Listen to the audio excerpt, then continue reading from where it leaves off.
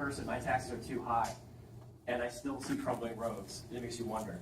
So I want to ensure that corporations are paying their fair share because they are the ones that use the roads the most. They have the semi trucks that are driving, several thousand pounds, a couple of tons on it.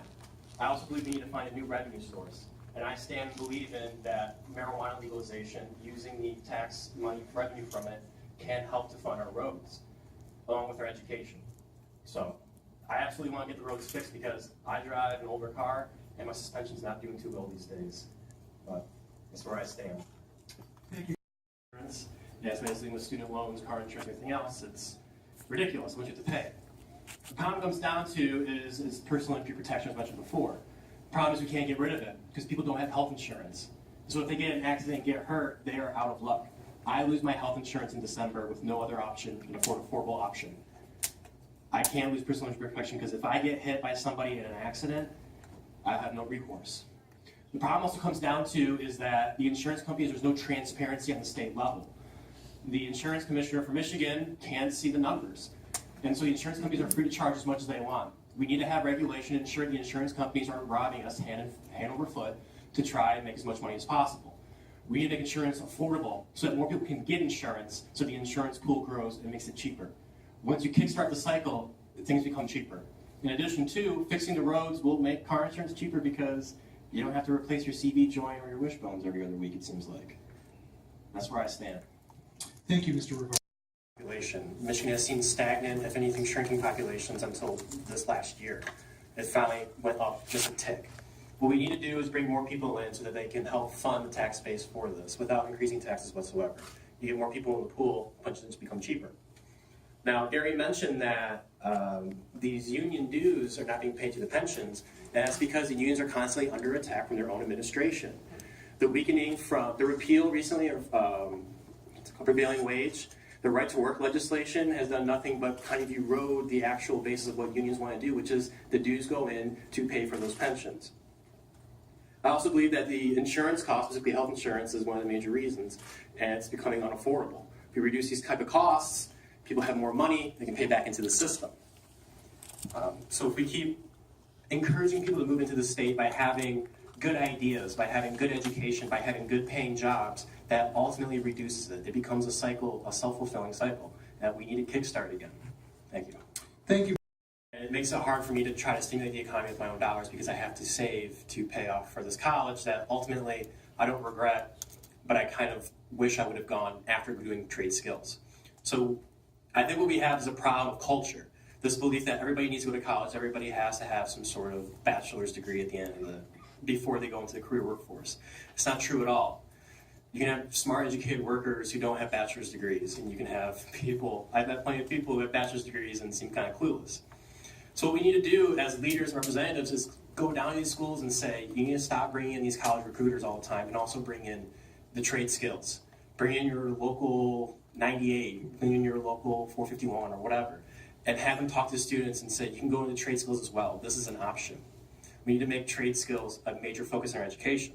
Additionally, I actually used to work for two different universities. Saginaw Valley, where I was a resident assistant and ran the outdoor programs out there, and in Colorado State University, where I was a teaching assistant for the brief time I was trying to get my master's.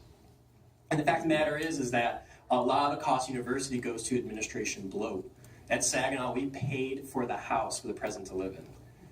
I don't know how that helps the students whatsoever because it didn't help me. Also, there's a lot of money being used for senseless things like programs that don't make any sense that ultimately could be used for free. Schools are very competitive and they feel the need to one-up each other, which is creating this big, massive money problem, forcing more students, trying to bring in more students each year. We need to stop that. We need to stand up to the universities and say, it's fine to have an education, it's fine to get a bachelor's degree, but we also need to have a greater focus on trade skills. And I think that's what the biggest problem ultimately is. It's just this idea that we have to go to college when you don't. Thank you, Mr. Rivard.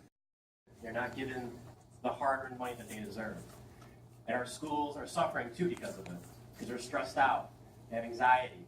They come home worrying about their paychecks. They can't offer our students the best. We need to be paying our teachers the fair share that they deserve, a fair wage for them. Additionally, our schools are lacking proper funding, largely because community colleges are dipping into the school fund as opposed to the general fund. We need to stop that. Those are for K-12. We want to make sure that our kids are on pace for reading, are on pace to be the math stars that they can be. We also need to really bring into, to make our schools the best we can, is a big focus on trade skills. I was told all through school and all the way to high school that I need to go to college. I went to college and I graduated, and I'm not doing anything with my degree. I don't mind going to college, and I don't regret it, but if I had gone to a trade skill apprenticeship to be a cabinet maker or a plumber or electrician, I could be doing far better. And I think we need to have those options more available to our kids. We also need to start seeing how our schools can work in the community. We currently see them as a place we send our students to go learn and they come home. We need to make them more part of our community. And we should be offering basic services, especially in rural areas where people don't have access to those services, specifically mental health. Our students, as young as in first grade and kindergarten, are suffering from mental health issues that trickle down from their parents. They don't understand this, but helping them, giving them tools to understand and deal with those issues can make them better learners. So we need to increase the funding. And I mentioned before, marijuana legalization, for half of it goes infrastructure, the other half bring it on into the schools. And as somebody that's been endorsed by the MEA, they agree. They think that our teachers are underpaid, there's not enough money going to our schools, and things like school choice and charter schools are robbing the public funds. Public money for public schools. That's how it should be. Thank you, Mr. Rivard. With Mr. Nichols about bringing in officers to schools and having these background checks. But I also think it comes down to a cultural problem. We are trained to be fearful of everybody else. We are trained to think that a hero will come in and save us. I spent 4 months alone cycling across the country, through some of the worst parts of this country. I never once felt in danger. There's mass hysteria in this idea that people are constantly going out and killing each other, and the fact of the matter is, it's not. This time in history has been the safest it's ever been. It just feels unsafe because the constant news, the inability of our communities to come together and talk. So as a state representative and as a leader of the community, you need to go out there and tell people things aren't as bad as they seem on a safety level. Economically, different story. But when it comes to your neighbors, they're not out to get you. We also be careful when we frame it, because I agree it's a mental health problem, but when we frame it as a mental health problem, those people who have mental health issues out of fear of not being able to own a gun to go hunting will not go through the background checks. They will not try to go through the proper channels. And that's the fact of the matter. As somebody with mental health issues, I have no problem owning a gun. I hunt. I love hunting. But if you start framing it too much in too hard way about mental health, you suddenly turn me and everybody else off into this ideology, and you start losing the people. I also believe we need to maintain gun-free zones, specifically in our schools. Unless you are an officer of the law who is well-trained to use that weapon, there shouldn't be a gun in our schools, because it only adds additional cost and additional level of danger. Because even if you're teaching elementary school, some of those kids are powerful and some of our teachers are small. We need to keep the guns out of there and keep them safe. And additionally, we also need to never pass constitutional carry, mainly because up until the very moment you commit a crime, you are innocent. You're not a criminal. But if you have access to the gun, then it's very easy for you to commit that crime. Thank you, Mr. Rivard.